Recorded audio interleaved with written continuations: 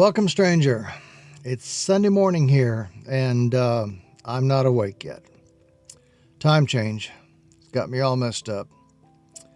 Anyway, I thought I'd give an update on the Nikkormat that I introduced back in Vlog 7 and kind of show you where I'm at. Back in Vlog 7, I hadn't started yet. I've been on it about 2 days, and quite a bit has happened.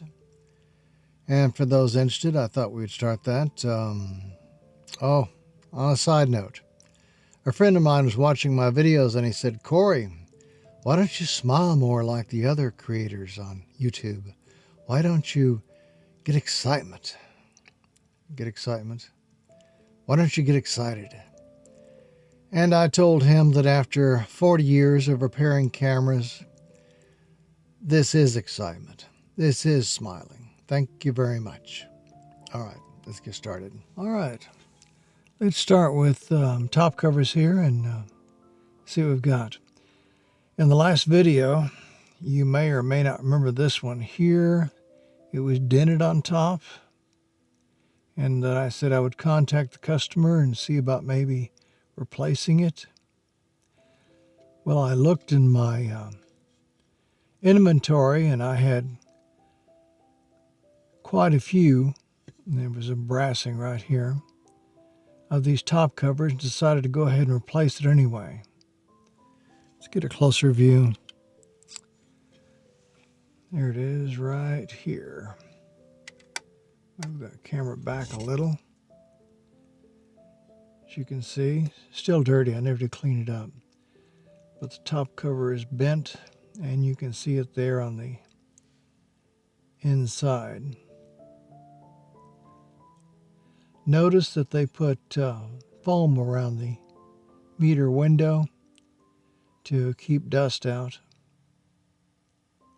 Over there, those are the flash contacts for X and M.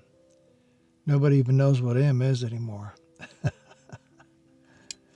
Okay, here's the new cover.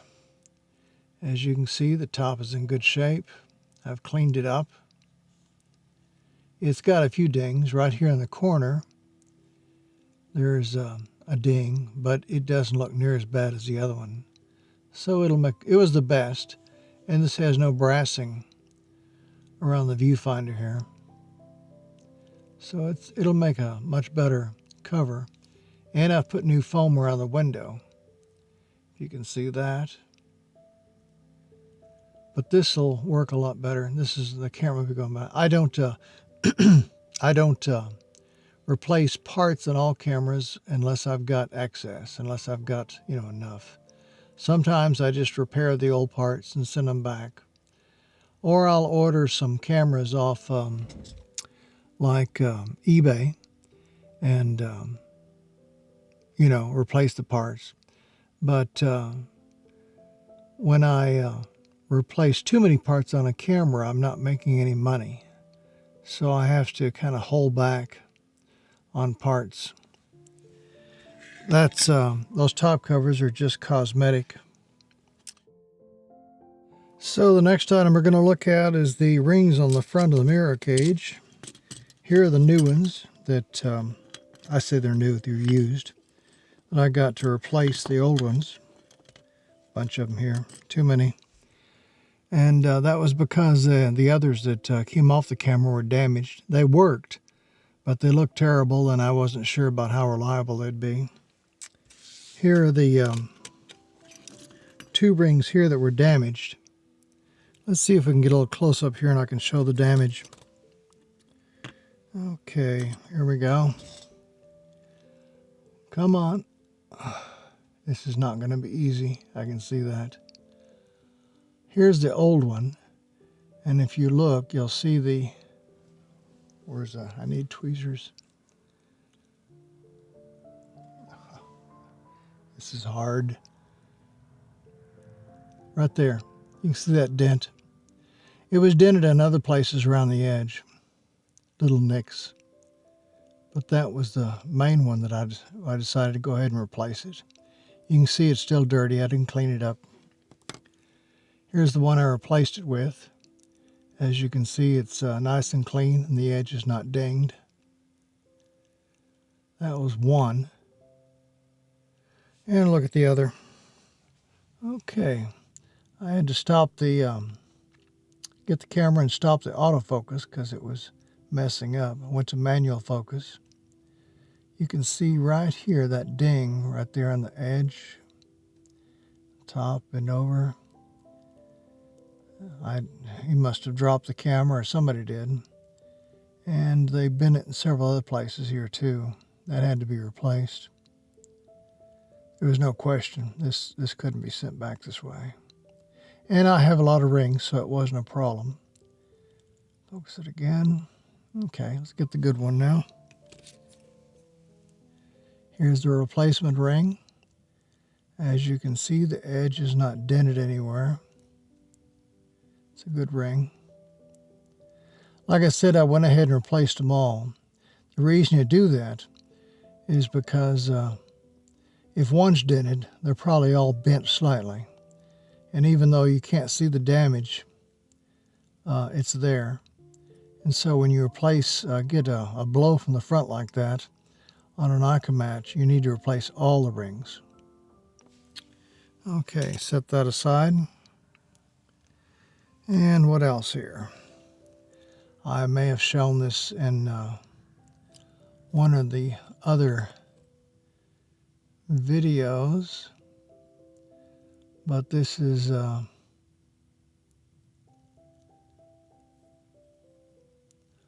one of the rings that was replaced. That black strip you see there in the center is a resistor that goes to the meter. And there's a set of contacts here which interconnect the rings in the sense that it the current. And here's another ring that I can't seem to get in focus. There we go. Again, another contact that interconnects them. These gears over here go to the shutter. So you're adjusting the shutter and the resistance. It goes to the meter when you're using these. Not a very good system for a repairman. Good idea, but it makes a lot of work for us. That's the ASA setting. You just push it with your finger. This one's set for 100. Okay, now we've discussed the rings. Move on to some other things here. Let's see. How about the lens? The lens cleaned up a lot better than I thought it would. You can see the colors on the f-stops there. I always did like that. None of the other manufacturers, camera manufacturers, did that, only the Nikon. And it really looked cool, or I thought so at the time that I bought my own. And like I said, the customer didn't send money for lens maintenance, but I went ahead and cleaned it up outside. That's free. And took about an hour. It's got a lens on the front. I don't know what, UV filter, possibly something else. Maybe it'll say there.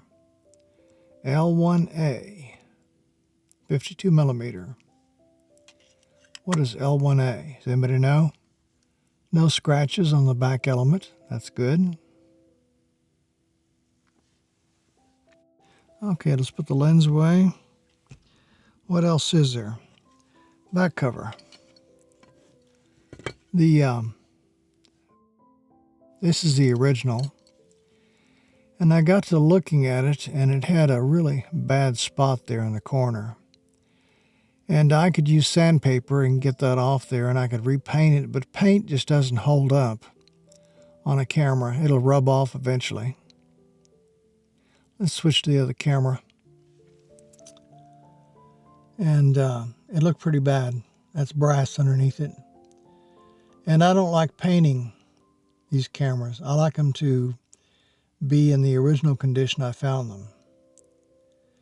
And so I started looking around. Like I said, I had a lot of parts for the Nikkormats. So I chose this one here, which you can see in the back here is in much better shape.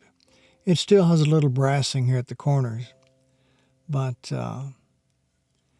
I went ahead and chose it. I've replaced a lot of parts on this camera, which, like I said, if I did this on every camera that came in, I would be losing money.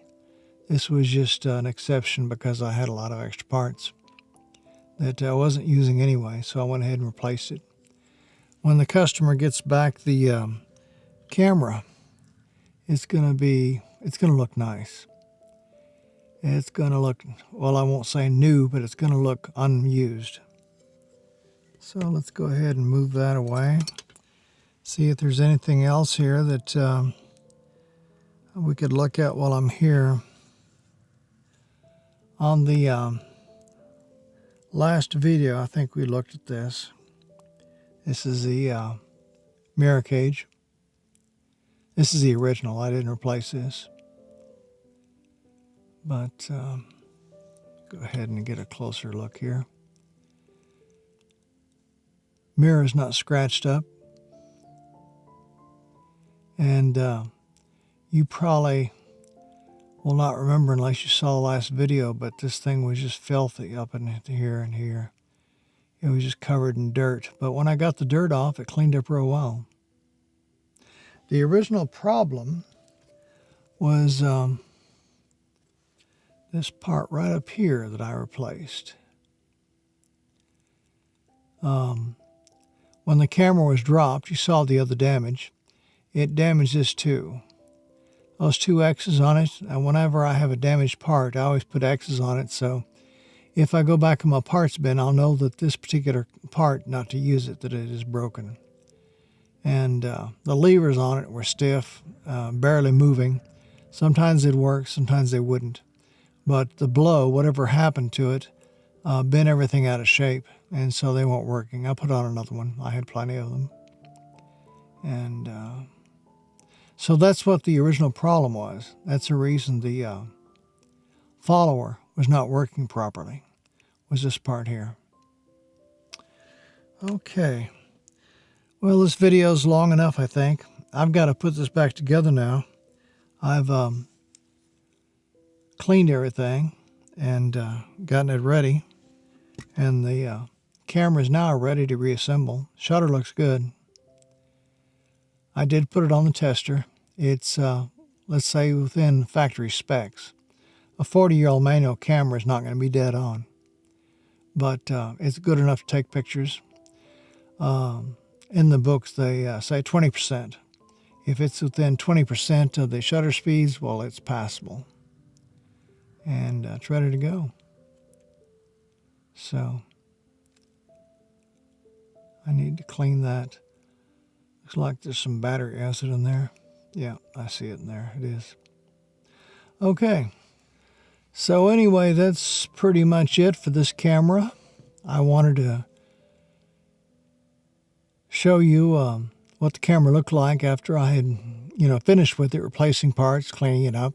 I mean, you saw it if you saw Vlog 7. You saw it when I first received it, how dirty it was, and the dented parts and everything. And now you've seen it after I've cleaned everything up and replaced a few parts. And switch to there. Turn that off. And I'm thinking about making a third video after I finish it, so you can see what it looks like in the final stage. And that way you've seen the beginning, middle, and the end. And perhaps you'll enjoy that sort of thing. Anyway, later.